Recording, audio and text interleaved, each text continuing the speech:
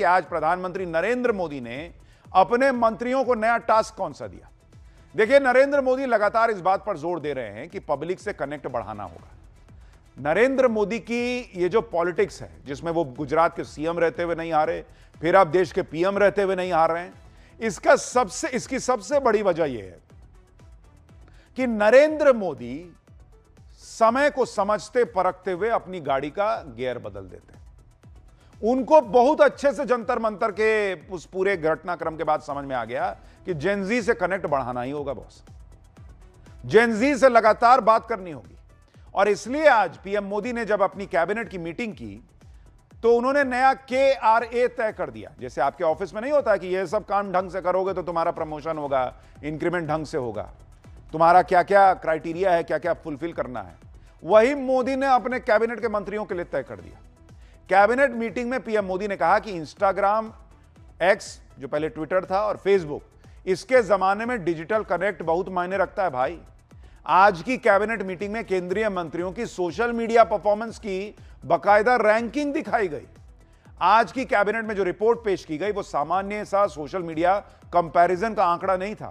इसमें top leader से लेकर जमीनी स्तर के नेताओं तक सभी प्रमुख सोशल मीडिया प्लेटफॉर्म्स पर उनको जो ट्रैक्शन मिला है उसका बकायदा रिपोर्ट कार्ड सबको बैठा के दिखा दिया गया कि देखो तुम्हारा ये हाल है। 1 मई से 15 अगस्त तक मंत्रियों के सोशल मीडिया स्टेटस दिखाए गए कि तुमको कितना पब्लिक ने फॉलो किया, कितना लाइक किया, कितना कमेंट किया, क्या हुआ। इसमें यह देखा गया कि मंत्री सोशल मीडिया पर रोजाना कितने पोस्ट भी कर रहे हैं, मंत्रियों के सोशल मीडिया एंगेजमेंट कितने हैं, यानी कि कितने लोगों तक उनकी सोशल मीडिया पोस्ट पहुंच रही है, पेज पर इंटरैक्शन कितना है, खाली डाल दिए 2 लाइक आया, 4 रीट्वीट आया, इससे नहीं चलेगा काम। मंत्रियों के पोस्ट को लोग कितना पसंद कर रहे हैं, पोस्ट पर एवरेज कितने लाइक और रिटेंशन है, सोशल मीडिया पर मंत्रियों के फॉलोअर्स की भी एनालिसिस की गई। मंत्रियों को साफ साफ कह दिया गया कि अब मंत्रियों को सिर्फ काम ही नहीं करना है, सोशल मीडिया पर वो काम लोगों तक पहुंचाना भी है, कनेक्ट भी करना है। भाई यही दुनिया है आज की, नहीं सोशल मीडिया पर रहिएगा तो पब्लिक नहीं समझ पाएगी कि आप क्या कर रहे हैं, बताना पड़ता है। कर्म कर और भूल जा, ये आज के सोशल मीडिया वाले दौर में नहीं चल पा रहा है बॉस। पब्लिक इतना रील देखने में व्यस्त है कि कर्म देखिए नहीं रही है। सोशल मीडिया पे बताना पड़ता कि देखो यही तो कर्म था जो हम किए। तो पीएम मोदी ने टाइट कर दिया मंत्रियों को कि चलो लगो सब काम में। सोशल मीडिया की ताकत क्या है यह प्रधानमंत्री नरेंद्र मोदी से बेहतर कोई नहीं जानता। और यह बात नरेंद्र मोदी ने सबको 2014 में दिखा दी थी कि सोशल मीडिया के जरिए पब्लिक से कैसे कनेक्ट किया जा सकता है, पब्लिक से कैसे डिजिटली जुड़ा जा सकता है। पीएम मोदी ने सबको यह सिखाया। अब जब फिर से सोशल मीडिया को हथियार बनाया जा रहा है, नैरेटिव के खेल चल रहे हैं, तो पीएम मोदी अपनी टीम को तैयार करने में जुट गए। इधर पीएम मोदी जेनजी से कनेक्ट करने के लिए उन्हीं के प्लेटफॉर्म में उन्हीं के तरीके से कनेक्ट करने की बात कर रहे हैं। उधर राहुल गांधी को देखिए, जो जेनजी की बात करते करते अचानक अपना पुराना ओबीसी वाला कार्ड निकाल लिया। राहुल गांधी ने जातिगत जनगणना को लेकर केंद्र सरकार पर बड़ा आरोप लगा दिया। राहुल कास्ट सेंसस को लेकर अब सवाल उठाने लग गए। राहुल गांधी ने आरोप लगाया कि मोदी सरकार पहले जातिगत जनगणना कराना नहीं चाहती थी। जातिगत जनगणना की मांग करने पर अर्बन नक्सल बताया गया। बाद में ओबीसी की संख्या और दबाव में सरकार ने बात मानी, लेकिन फिर भी सरकार जातिगत जनगणना सही ढंग से नहीं करा रही है। राहुल गांधी का आरोप है कि सरकार ने SC ST की तरह ओबीसी का कॉलम नहीं रखा है। जेन जी की तरह ओबीसी समाज सड़कों पर आ गया तो क्या होगा। राहुल यह कह रहे हैं कि अगर ओबीसी सड़कों पर आए तो सरकार को झुकना पड़ेगा। यानी राहुल गांधी अब नई माचिस मार रहे हैं कि ओबीसी सड़क पर आ जाओ, देखो तुम्हारे लिए तो गिनती नहीं हो रही। SC ST की गिनती हो रही है, ये वो नहीं देख रहे। राहुल गांधी ने एक कार्यक्रम में दावा किया कि ओबीसी की आबादी 50% से ज्यादा है, अगर वो सड़क पर आ जाएंगे तो सरकार के लिए मुश्किल खड़ी हो सकती है। लेकिन राहुल गांधी जब से ओबीसी की फिर बात करने लगे हैं, उसमें लोग ये सवाल कर रहे हैं कि क्या ये लोग मान रहे हैं कि जेनजी वाला मुद्दा मोदी के खिलाफ नहीं चल पाएगा, इसलिए ये लोग फिर से ओबीसी SC ST पर आ रहे हैं। देखिए, जिस तरह से झारखंड के मुद्दे पर राहुल गांधी की राजनीति एक्सपोज हुई, उससे ऐसा लग रहा है कि वो अब नए मुद्दे ट्राई कर रहे हैं। जैसे कल ओबीसी वाला कार्ड खेला, आज वंदे मातरम वाली कंट्रोवर्सी पर नई बात लेकर आ गए कि वंदे मातरम पूरा नहीं गाएंगे, जो कर लो। जो पहले वंदे मातरम गाया जाता था उतना ही हिस्सा कांग्रेस गाएगी। कांग्रेस की वर्किंग कमेटी की मीटिंग हुई आज, उसी में ये लोग ये तय किए हैं कि ना हम पूरा वंदे मातरम नहीं गाएंगे। सुनिए क्या बोल रहे हैं। 1937 का resolution Mahatma Gandhi ji, Pandit Jawaharlal Nehru ji, Rabindranath Tagore ji, Subhash Chandra Bose ji, this type of Sardar Patel ji, this type of topmost leadership of that point of time decided that whatever the decision they took, we will abide that decisions. तो कांग्रेस कह रही है कि भाई गांधी जी, नेहरू जी, सरदार पटेल, बोस साहब, जो ये लोग बड़े बड़े लीडर्स कह के गए, कांग्रेस उसको ना फॉलो करेगी, मोदी जी को नहीं फॉलो करेगी। आज के देश में आज की डेट में जो नियम है वो नहीं फॉलो करेगी। तो गांधी जी तो कह के गए थे कि आजादी के बाद जो है वो कांग्रेस पार्टी का खत्म कर देना चाहिए, ये तो आजादी के लिए बनी थी, तो खत्म कर दीजिए कांग्रेस पार्टी। वहां गांधी जी की बात नहीं माननी है। बड़े बड़े लीडर्स तब कह के गए थे कि आरक्षण को जो है अभी दिया जा रहा है, लेकिन बाद में इस पर पुनर्विचार होना चाहिए, इसको रिव्यू किया जाना चाहिए।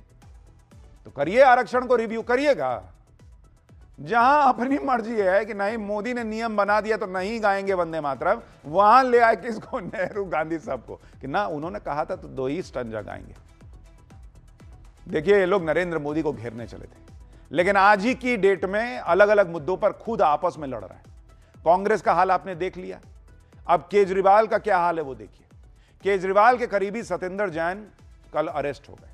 सत्येंद्र जैन के केस में इस गिरफ्तारी से केजरीवाल पर नया संकट आ गया, क्योंकि पंजाब में चुनाव करीब है और सत्येंद्र जैन के मामले में केजरीवाल पर सिर्फ बीजेपी ही हमलावर नहीं है, क्योंकि पंजाब में कांग्रेस को लगता है उसका भी स्कोप है, तो कांग्रेस ने भी केजरीवाल की पॉलिटिक्स के धागे खोलने शुरू कर दिए। सत्येंद्र जैन की गिरफ्तारी और केजरीवाल पर नई आफत वाले इस केस की पूरी डिटेल आज आपको दिखाऊंगा, लेकिन पहले यह देख लीजिए कि कैसे कांग्रेस केजरीवाल पर अटैक कर रही है। आम आदमी पार्टी का जो शुरुआत हुई भ्रष्टाचार के खिलाफ, और अंत में इनसे ज़्यादा भ्रष्ट कोई इंडिया में पार्टी ही नहीं हुई और भ्रष्ट लीडर ही नहीं हुए। और निसंदेह कि सत्येंद्र जैन पहले लैंड में घपला किया था, अब सीवेज ट्रीटमेंट प्लांट में उनका नाम आ रहा। ये सब के सब भारी भ्रष्ट है। ये पुराना इनका चिर परिचित तरीका कि मुझे अंदर के अधिकारियों ने कहा। आपको याद होगा कॉमनवेल्थ के समय भी कहते रहते थे अंदर के अधिकारियों ने बताया, ठीक है, खोदा पहाड़ चुईया भी नहीं निकली। 2G में कहते थे अंदर के अधिकारियों ने मुझे बताया। जैसे सारे अधिकारियों को और कोई काम नहीं है केजरीवाल को दिन भर फोन करने के। उस समय तो कुछ निकला नहीं। तो जो आदमी सफेद झूठ बोल सकता है किसी चीज का, वो वही कहानी अगर बार बार दोहराएगा, तो इस समय तो मुझे नहीं लगता कि अरविंद केजरीवाल के अंधभक्त भी उसकी बात मानेंगे। देखो साहब, यमुना की सफाई में तो हमारे यहाँ काम न करने की कोई सजा नहीं मिलती है। अगर मिले तो यमुना की सफाई न करने के लिए मेरे हिसाब से पूरी की पूरी आम आदमी पार्टी को जेल में होना चाहिए। तो कांग्रेस आज की डेट में कह रही है कि केजरीवाल और केजरीवाल की पार्टी से ज्यादा भ्रष्ट इस देश में कोई है ही नहीं। तो बॉस, जब अरविंद केजरीवाल अरेस्ट हो गए थे तो पूरा इंडी गठबंधन एक रैली किया था मंच पर। राहुल गांधी, सोनिया गांधी सब पहुंचे थे, केजरीवाल जी की पत्नी वहां पे थी। कहा जा रहा था कि नरेंद्र मोदी तानाशाह हैं, देखो अरेस्ट कर लिए। तब नहीं समझ में आ रहा था कि केजरीवाल और उनकी पार्टी भ्रष्ट है। आज पंजाब का चुनाव दिख रहा है तो भ्रष्ट बता रहे हैं। अपने हिसाब से ये तय करते हैं कि कौन भ्रष्ट है कौन नहीं है। और ये लोग नरेंद्र मोदी से लड़ने की बातें करते हैं, लेकिन नरेंद्र मोदी से लड़ेंगे कैसे जब आपस में भिड़ रहे हैं।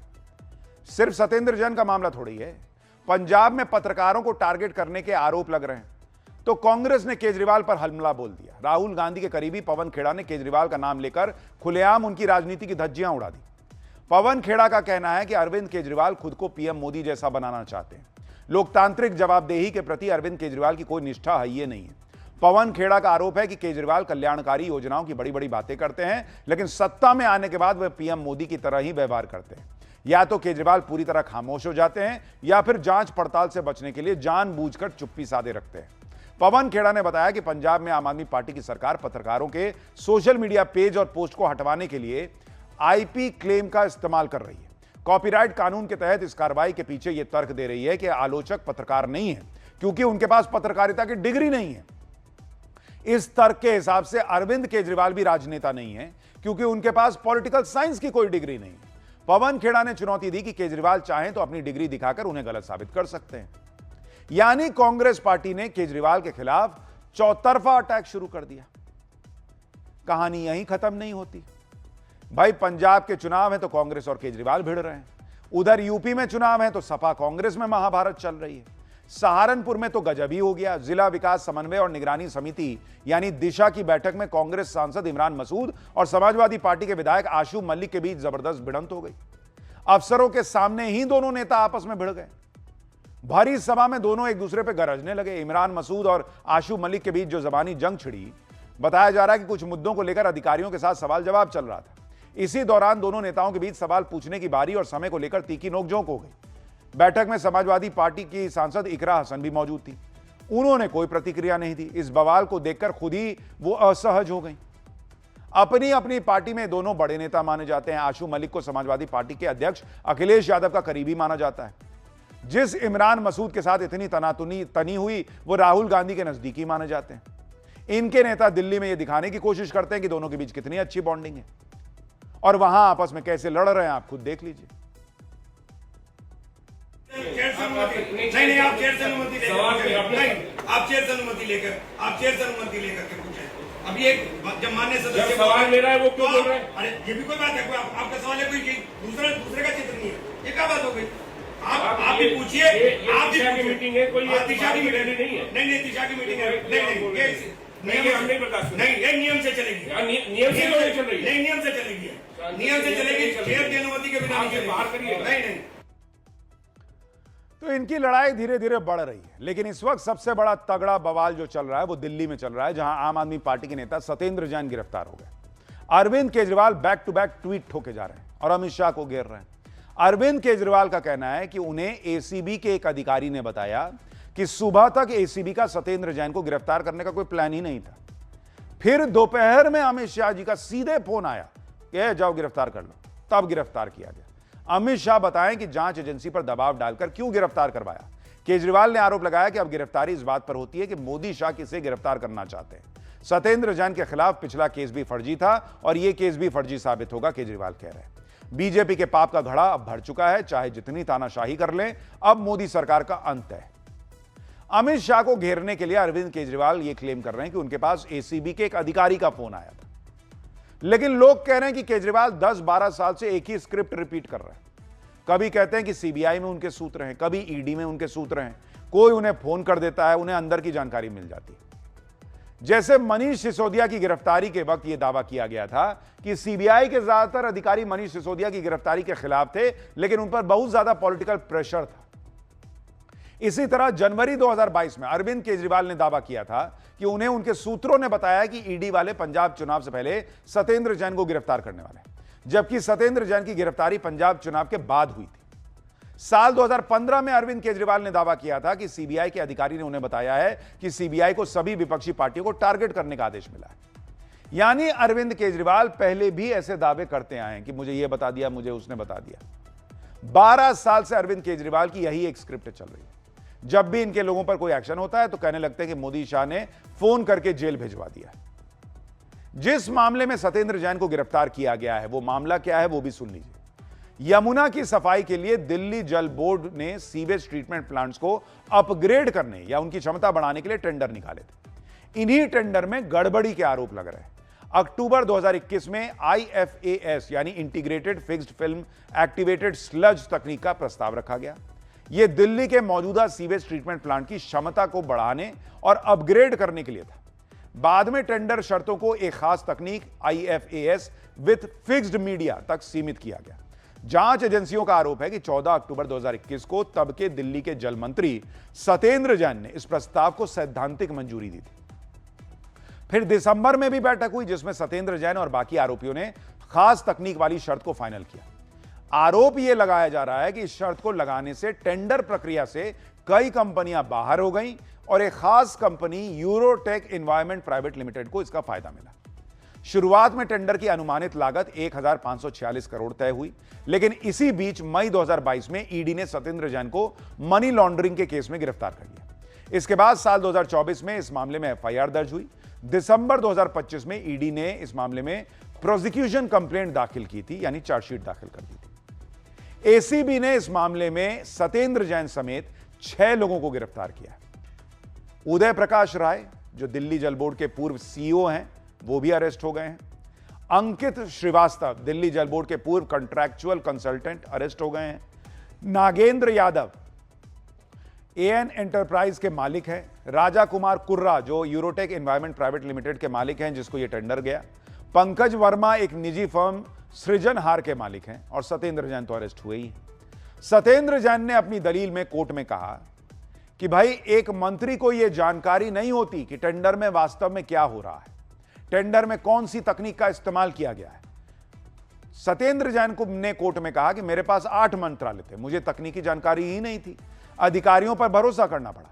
7 अगस्त को मुझे बुलाकर ऐसे तकनीकी सवाल किए जिनका मुझे पता तक नहीं था, और मुझे आरोपी नंबर 1 बनाना था इनको, इसलिए ऐसा किया। मुझसे बेहद तकनीकी सवाल पूछे गए, मैं इंजीनियरों की सलाह के मुताबिक चला। 30 मई 2022 को मुझे मंत्रालय से हटा दिया गया था, मेरे पास कोई फाइल ही नहीं आई। मेरे मंत्री पद से हटने के 6-7 महीने के बाद दिसंबर में टेंडर निकला। सत्येंद्र जैन ने कहा कि मैं तो जेल में था, बिना किसी प्रभार के था। जिस दौरान जेल में था मैं बिना पोर्टफोलियो के मंत्री था, मेरे पास मंत्रालय का पोर्टफोलियो ही नहीं था। तो सत्येंद्र जैन कह रहे हैं कि जब मैं मंत्री ही नहीं था, मेरे पास कोई अधिकारी नहीं था, मैं कैसे टेंडर दे दूंगा भाई। सत्येंद्र जैन ने कहा कि यमुना की सफाई के लिए नए सीवेज ट्रीटमेंट प्लांट बनाने में टाइम लगता। प्लांट्स की क्षमता बढ़ाने से लागत लगभग आधी होगी और काम भी 1 साल में पूरा हो सकता है, यही सोचकर यह काम हुआ। इसी को लेकर सैद्धांतिक स्वीकृति प्राप्त करने और कई चर्चाओं और बैठकों के बाद मौजूदा एसटीपी को उन्नत और विस्तारित करने का निर्णय लिया गया। यानी सत्येंद्र जैन सीधे सीधे कह रहे हैं कि भाई मेरा कोई लेना देना नहीं है, मुझे जबरदस्ती फंसाया जा रहा है। सत्येंद्र जैन ये नहीं कह रहे हैं कि कोई घोटाला या गड़बड़ी नहीं हुई है, वो कह रहे हैं कि उनको नहीं पता था कि अधिकारियों ने क्या कर दिया है। यानी वो सीधे सीधे घोटाले से खुद को अलग नहीं कर रहे। लेकिन जब आज कोर्ट में पेशी के वक्त उनसे सवाल किया गया तो उन्होंने गिरफ्तारी को पंजाब चुनाव से जोड़ दिया। मार्च 2025 में सत्येंद्र जैन को पंजाब का सह प्रभारी बनाया गया था। इसी वजह से सत्येंद्र जैन और पूरी आम आदमी पार्टी यह कह रही है कि पंजाब चुनाव से घबराकर मोदी शाह ये सब करवा रहे हैं। उधर बीजेपी कह रही है कि देश में चुनाव तो चलते रहते हैं, तो क्या किसी की गिरफ्तारी नहीं होगी। सुनिए सत्येंद्र जैन और संजय सिंह क्या कह रहे हैं।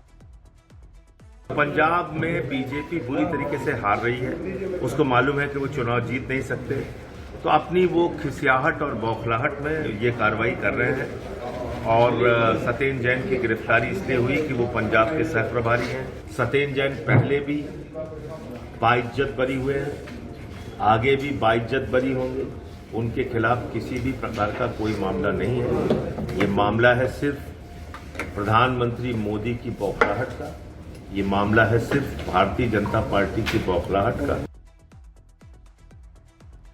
देखिए, आम आदमी पार्टी इसलिए भी सवाल उठा रही है क्योंकि 2024 में एफआईआर हुई, 2025 के दिसंबर में इस मामले में चार्जशीट दाखिल की गई और गिरफ्तारी हो रही है अगस्त 2026 में। तो आम आदमी पार्टी का भी आरोप यह है कि भाई 9 महीने हो गए चार्जशीट दाखिल करने में, और आपका कहना है कि ईमेल, व्हाट्सएप सारे प्रूफ थे कि भाई ये सब हुआ है। तो 9 महीने आप सोए हुए थे, आपने क्यों नहीं तब सत्येंद्र जैन को गिरफ्तार किया। और दूसरी बात, जब सत्येंद्र जैन से कोई पूछताछ नहीं होनी है, आज उनको जुडिशियल कस्टडी में भेज दिया गया, यानी न्यायिक हिरासत में, तो जब कोई पूछताछ ही नहीं करनी तो उनको अरेस्ट किस बात के लिए किया गया है। यह सवाल जांच एजेंसी से पूछे जा रहे हैं। लेकिन इस केस को लेकर आज कोर्ट में एसीबी ने क्या बताया वो भी आपको बताता हूं।